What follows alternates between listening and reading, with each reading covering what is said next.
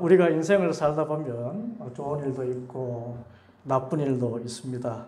신앙생활도 마찬가지입니다.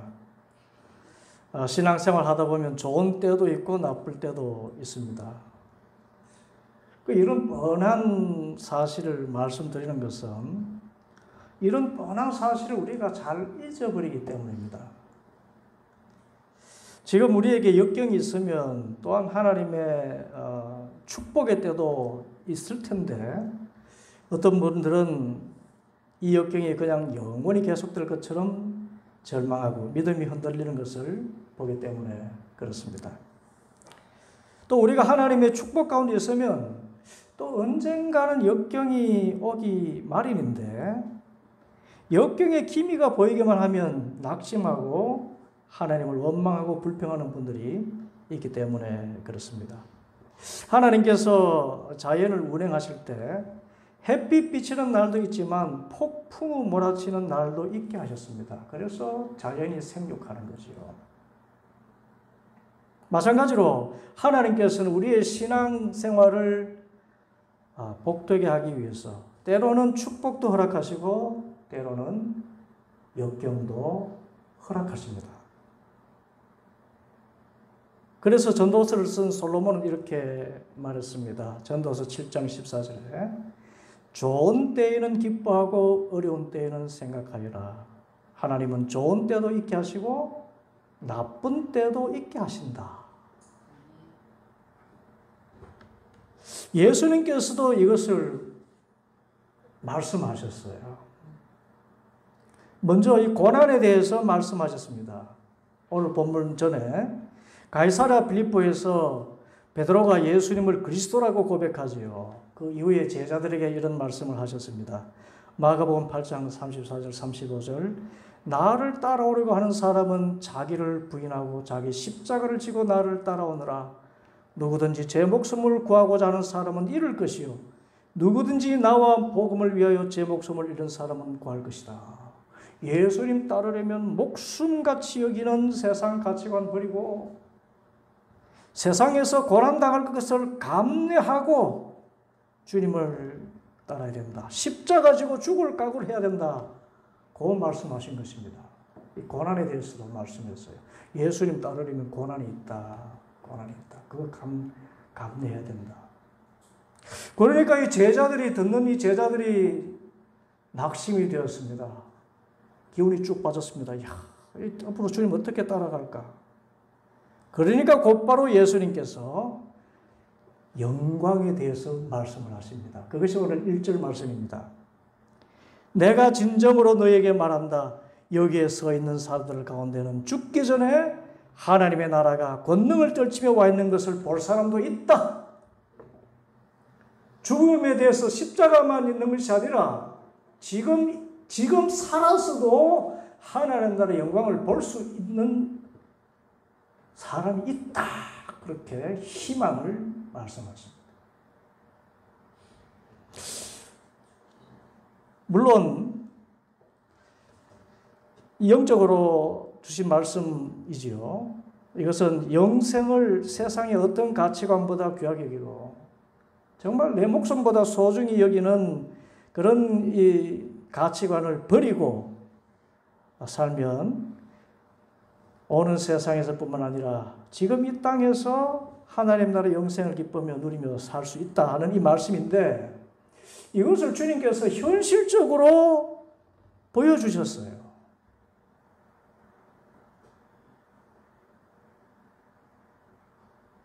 영생을 최고의 가치로 알고 살아가면 이 가운데서 살아서 하나님 나라가 권능으로 임하는 것을 볼 수 있다라고 하신 말씀 그대로의 사건을 나타내셨습니다. 너무나 영광스러운 사건. 그것이 바로 그 엿새 뒤에 일어난 사건입니다. 2절부터 4절까지 말씀. 그리고 엿새 뒤에 예수님께서 베드로와 야고보와 요한만을 데리고 따로 높은 산으로 가셨다. 그런데 그들이 보는 앞에서 그의 모습이 변하였다. 그의 옷은 세상에 어떤 빨래꾼이라도 그렇게 희귀할 수 없을 만큼 새하얗게 빛났다. 그리고 엘리야가 모세와 함께 그들에게 나타나더니 예수님과 말을 주고받았다. 예수님께서 고난을 말씀하시던 자리에 있었던 사람들 가운데 베드로와 야고보와 요한을 데리고 따로 높은 산에 가셨습니다. 그때 그들이 보는 앞에서 예수님의 모습이 영광스럽게 변화되었습니다. 그 옷이 세상의 어떤 빨래건도 희귀할 수 없을 만큼 새하얗게 빛났습니다. 영광의 상징이지요. 얼마나 빛나는 모습인지. 그리고 엘리야와 모세가 함께 나타나서 예수님과 말씀을 주고받습니다. 여러분, 엘리야와 모세가 누굽니까? 이분들은 당시에 유대인들이 꿈에라도 한번 봤으면 소원이 없겠다 할 만큼 위대한 예언자요 또한 율법자입니다. 모세는 출애굽의 영도자이면서 저 시내산에서 십계명을 받고 율법을 받아서 백성들에게 전하여준 위대한 지도자이고, 엘리야는 예수님 오실 것을 예언하고 또한 어마어마한 능력을 나타낸 예언자입니다. 죽음을 보지 않고 죽음을 보지 않고 성천한 그런 위대한 예언자입니다. 그래서 이분들이 지금 눈앞에 나타났습니다. 얼마나 영광스럽겠습니까? 야, 내가 이거 꿈이냐 생시냐. 조금 전에 십자가 지는 고난을 말씀하신 주님께서 엿새 뒤에 고난만 있는 것이 아니라 영광이 있다는 것을 실제로 보여주신 것입니다. 예수님의 복음을 신실하게 따르면 이 땅에서도 영광을 누릴 수가 있다는 것, 그것을 보여주신 것입니다. 얼마나 영광스러웠던지 그 영광스러움이 겁에 질릴 정도였습니다. 그래서 베드로가 자신도 알 수 없는 말을 합니다. 5절, 랍비님. 이 랍비는 스승이라는 뜻입니다. 스승님, 우리가 여기 있는 것이 좋겠습니다. 우리가 초막 셋을 지어서 하나에는 스승님을, 하나에는 모세를, 하나에는 엘리야를 모시겠습니다. 여러분, 사람이 너무 놀라면 자기도 알 수 없는 말을 막 합니다. 중요한 것은 예수님과 모세와 엘리야 같이 존귀한 분들을 모시고 영원토록 살고 싶다는 것입니다. 그 영광의 자리에 계속 있고 싶다는 것입니다. 여하튼 예수님을 따르려면 십자가 고난을 감내해야 된다고 말씀하신 예수님께서는 예수님 따르면 고난만 있는 것이 아니라 영광도 있다는 것을 친히 보여주신 것입니다. 더 중요한 것은 우리 하나님의 자녀들에게는 고난 없는 영광도 없지만 또 영광 없는 고난도 없다는 것입니다. 우리 성도들에게는 고난이 있으면 반드시 영광이 있다는 것입니다.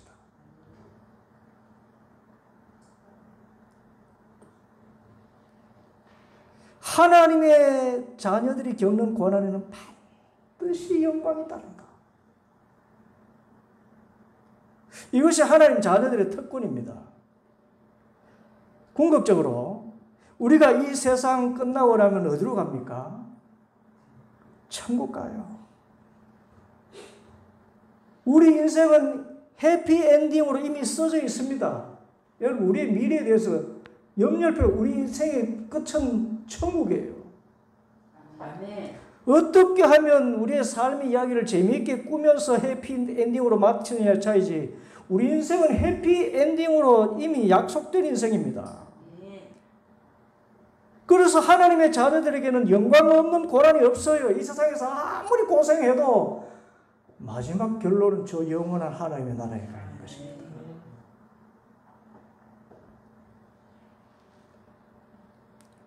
그런데 이 영광 없는 고난이 없다 하는 것은 죽은 다음에 누리는 천국의 복도 되지만 일상생활에서도 적용이 된다는 것을 주님께서 오늘 보여주셨어요. 우리가 죽어서 가는 천국만이 영광이 아니고 지금 이 땅에서 살아서 베드로와 야고보 요한처럼 살아서 주님의 나라의 영광을 볼 수 있다는 것입니다. 고난 가운데서 고난 후에 영광을 볼 수가 있다는 거예요. 우리는 고난만 당하는 인생이 아니라 지금 우리의 삶 한가운데서 영광도 볼 수 있는 그런 특권을 가지고 있다는 것입니다. 이것을 사도 바울은 로마서 8장 28절에서 말했습니다. 하나님을 사랑하는 사람들, 곧 하나님의 뜻대로 부르심을 받은 사람들에게는 모든 일이 서로 협력해서 선을 이룬다는 것을 우리는 압니다. 여러분, 여기서 모든 일은 모든 고난을 의미합니다. 이것저것 좋은 일, 기쁜 일 다 합쳐서 선을 이룬다는 말이 아니라 우리가 겪는 어떤 종류의 고난이든지 이 고난들이 합쳐서 선이 된다는 것입니다. 로마서 8장 28절은 로마서 8장 18절에서 시작하는데 로마서 8장 18절을 보면 바울이 이렇게 말합니다. 현재 우리가 겪는 고난은 장차 우리에게 나타날 영광에 견주면 아무것도 아닙니다. 그것이 지금 우리 현실에서 합력해서 모든 고난들이 선을 이루게 된다는 것을 이야기합니다. 그러면 우리에게 일어나는 모든 고난은 자동적으로 영광이 되고 축복이 될까요? 그냥 고난 중에 그냥 고난이 있으면 그냥 끝에 영광이 옵니까? 그것은 아닙니다.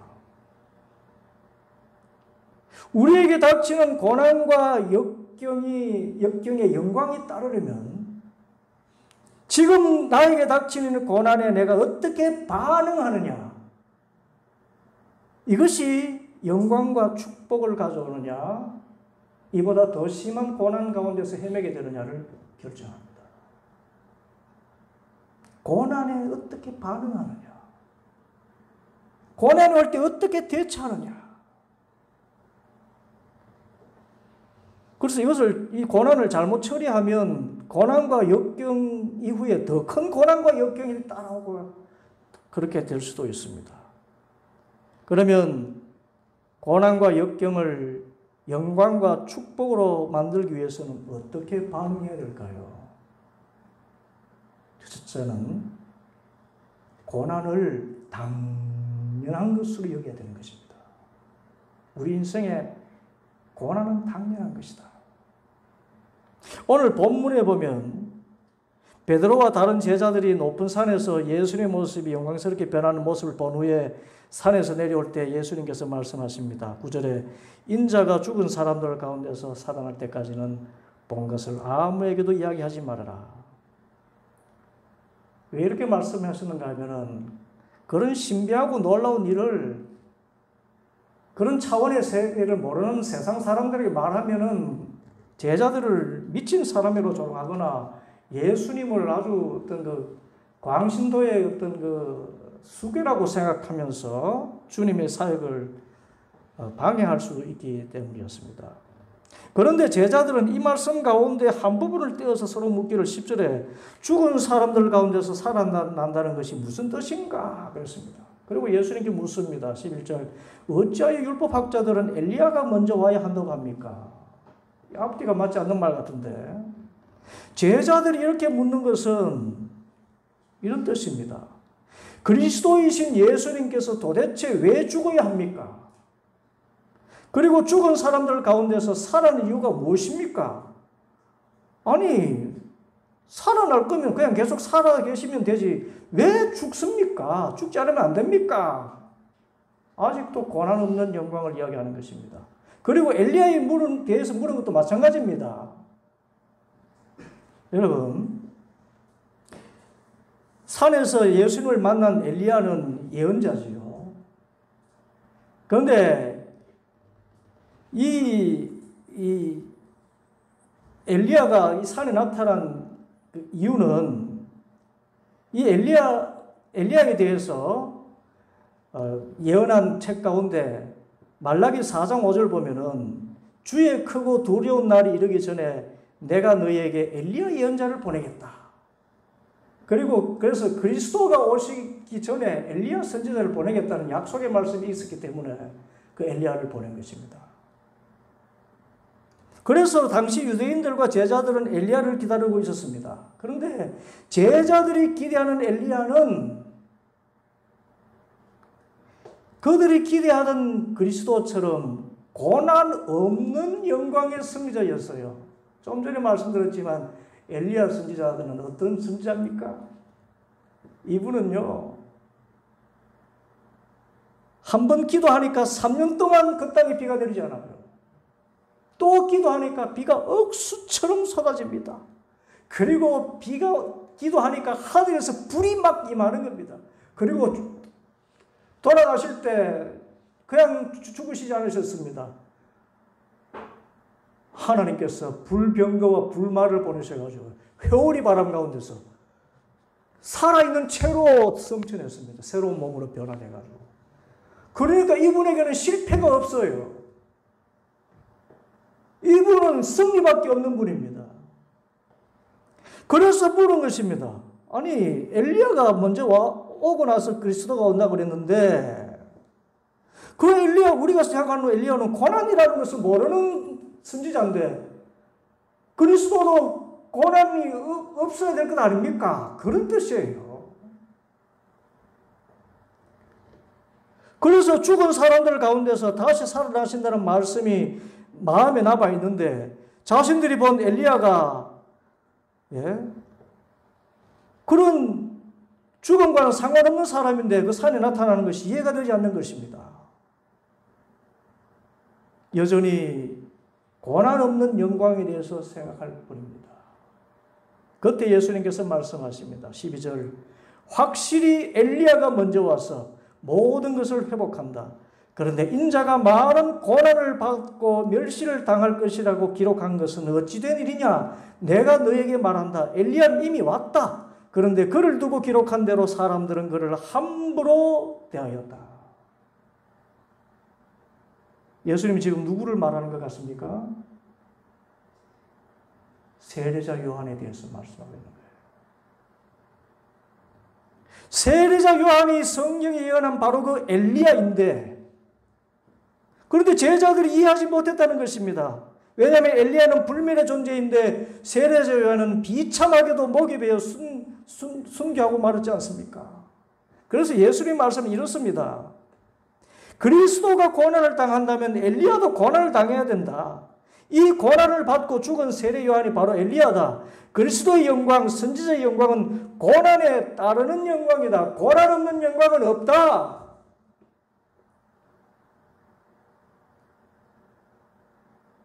성경이 예언한 엘리야는 세례자 요한같이 그런 고난 받고 죽는 그런 선지자다. 그리스도도 죽는다. 그리고 다시 살아나는 영광이 있다. 그래서 우리가 살아서 변화산의 그런 영광스러운 삶을 누리려면은 우리 인생에는 반드시 그냥 고난이 있다는 것을 인정해야 된다는 것입니다.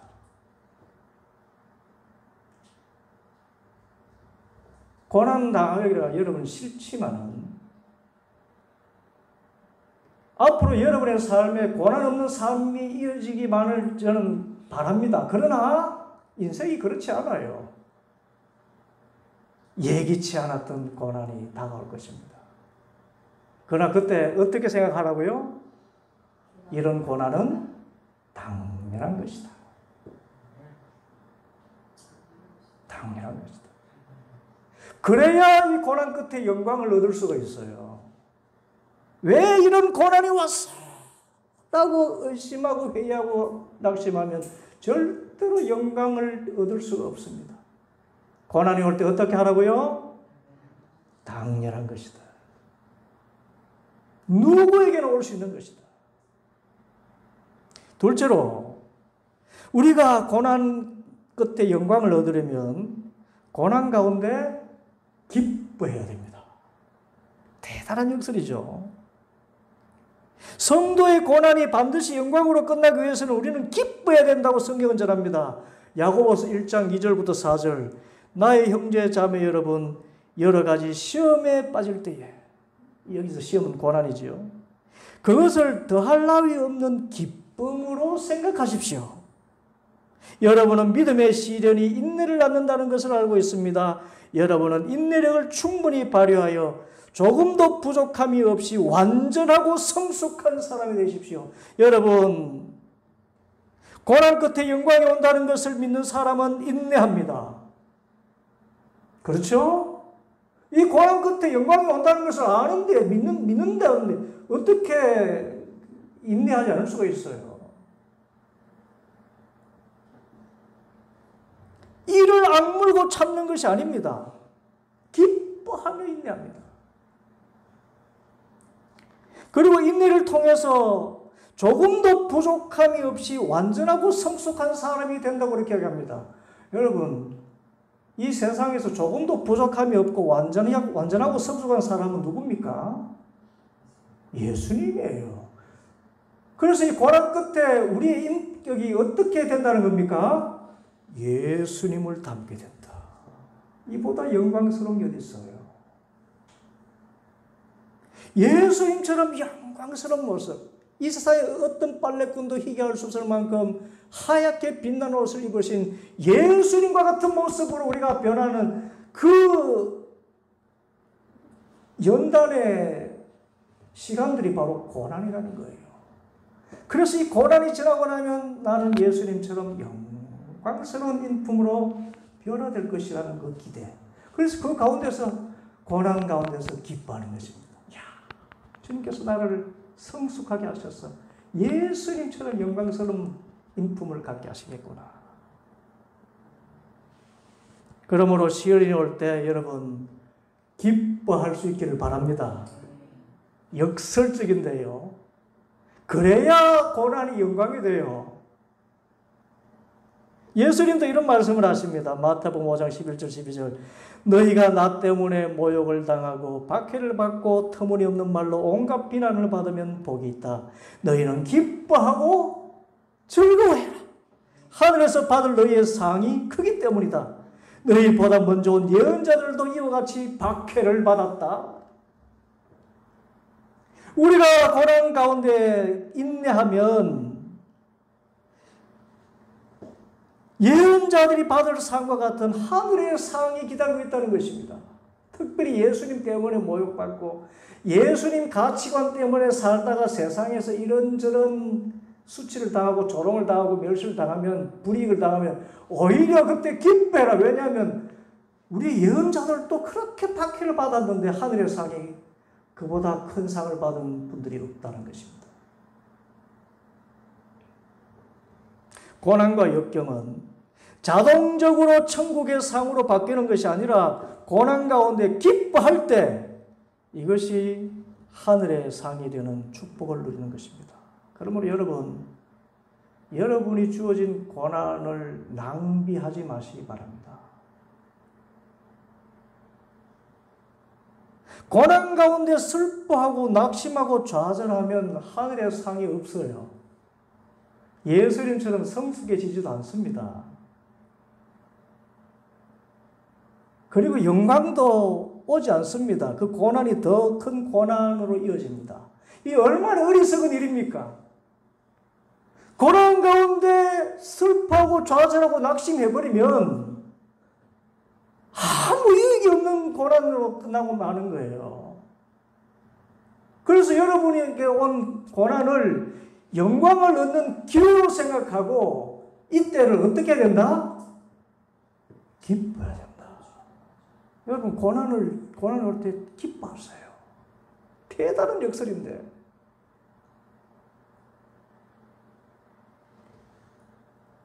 저는 여자가 아니기 때문에 그 기쁨을 알지 못합니다.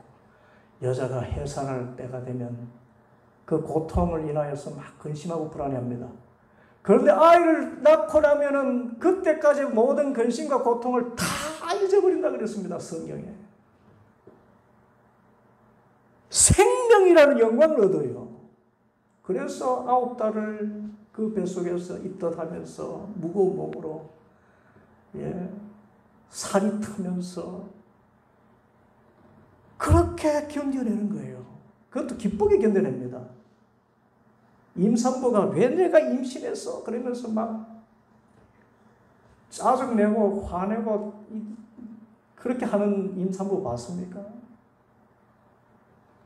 생명이 날 것을 알기 때문에 즐거워하면서 고난 가운데서도 즐거워하며 마침내 생명을 얻는 것입니다.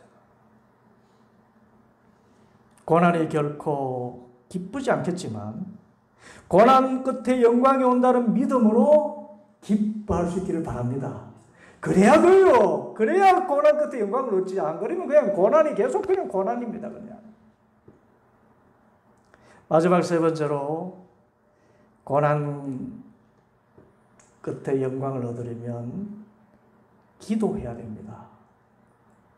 오늘 예수님께서 영광의 모습으로 변한 높은 산에 가신 목적이 뭔 줄 아세요?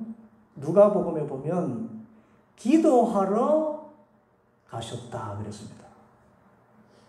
야고보와 요한과 베드로를 데리고 기도하러 따로 산으로 가셨다 그렇게 말씀하고 있습니다.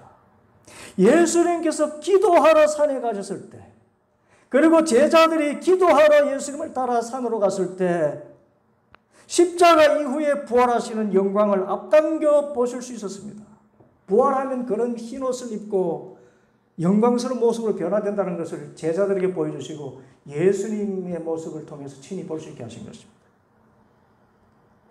우리가 고난과 역경을 영광과 축복으로 만들기 위해서는 기도해야 됩니다.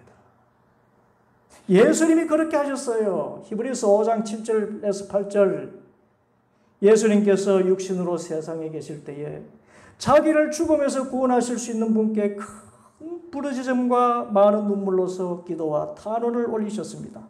하나님께서는 예수님의 경외심을 보셔서 그 간구를 들어주셨습니다. 그는 아들임이시지만 고난을 당하심으로써 순종을 배우셨습니다. 여러분, 예수님도 사람의 몸을 입으셨기 때문에 십자가 죽음이 너무나 고통스러운 일임을 알고 계셨습니다. 그러나 십자가 죽음이 죽음으로 끝나지 않고 부활로 열매 맺게 하실 하나님을 의지해서 큰 부르짖음과 많은 눈물로서 기도와 탄원을 올리셨습니다. 예수님은 하나님의 아들이시지만 그 고난을 당하심으로써 순종을 배우셨습니다. 고난이 힘겹지만 감내하실 수 있었던 것은 기도를 통해서 그 고난을 감당하겠다는 결단을 할 수 있었다는 거예요. 누가 고난을 감내하며 고난 가운데서도 기뻐하실 할 수가 있습니까? 기도할 때입니다. 죽은 사람을 능히 구원하시는 주님을 믿고 기도할 때. 그래서 그 앞에서 예수님도 부르짖어 기도하셨고 눈물로 기도하셨다 그랬습니다. 주님, 아버지, 저 정말 힘듭니다. 그런데 신비한 건요, 문제가 고난이 올 때에 기도하면 눈물을 쏟아내는데 끝에 기쁨이 와요. 아주 신비합니다, 여러분. 하나님 앞에서 펑펑 울고 괴로워서 떼굴떼굴 뒹굴다가 보면 어느 순간에 눈물이 주르르 흐르고 있는데 마음속에는 주님의 위로가 오고 평강이 와요. 두려워하지 말아라. 이 고난의 끝이 있다. 내가 너와 함께한다. 그를 위로가 오면서 마음에 신령한 기쁨이 솟아나게 돼요.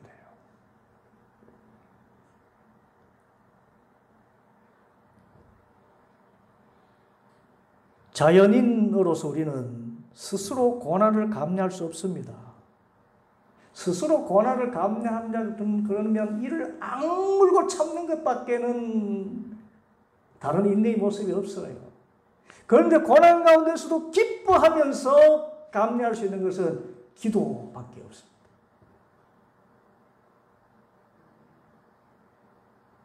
그래서 고난을 영광으로, 고난 가운데 영광을 보려면 예수님처럼 기도해야 된다고 사도 바울도 이야기했습니다. 로마서 12장 12절, 소망을 품고 즐거워하며 환난을 당할 때 참으며 기도를 꾸준히 하십시오. 기도해요. 이것만이 우리가 받는 역경과 고난을 영광으로 바꾸고 상으로 바꾸고 축복으로 바꾸는 유일한 비결입니다. 시편 50편 15절, 그리고 재난의 날에 나를 불러라. 내가 너를 구하여 줄 것이요 너는 나에게 영광을 돌리게 될 것이다. 재난의 날에 고난의 때에 예수님처럼 부르짖어 기도하고 눈물 흘리며 기도하고 사람에게 내놓지 못하는 그 일 탄식하며 기도하시기 바랍니다. 그러면 모든 것이 합력해서 선을 이루는 영광을 얻게 됩니다. 고난 없는 영광이 없다는 것을 기억하고 고난을 감내하시기 바랍니다. 고난은 당연한 것이라 생각하시기 바랍니다. 그리고 고난 가운데 즐거워하시기 바랍니다. 즐거워해야 영광이 있습니다. 절망하며 고난을 흡입하지 마시기 바랍니다. 그리고 간절히 기도해서 구원의 주님이 주시는 영광스러운 최후 승리를 얻고 기쁨 가운데 하나님께 영광 돌리는